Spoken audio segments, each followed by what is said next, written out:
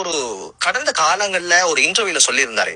ஜஹ்ரானுடைய WhatsApp குரூப்ல ரோகனுடைய ஒரு உறுப்பினர் இருந்தாரு. அவர்தான் அபுல் ஹிந்த் ஒரு விஷயத்தையும் சொல்லியிருந்தாரு.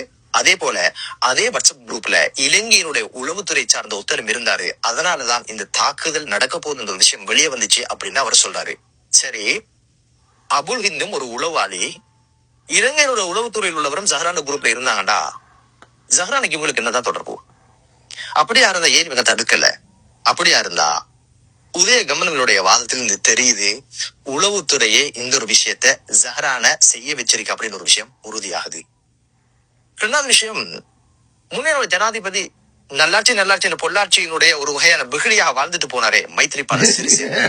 அவர் ஒரு கட்டத்துல சொன்னாரு, இதனுடைய சூத்திரதாரி எனக்கு தெரியும் அப்படின்னு சொல்லி. யாருன்னு கேட்டதுக்கு இந்தியா தான் என்று அழுத்தமாக சொன்னாரு. ஆனா விமர்சகர்கள் சொன்னாங்க, இந்த ஒரு வார்த்தை உங்களுக்கு விபரீதம் தெரியாம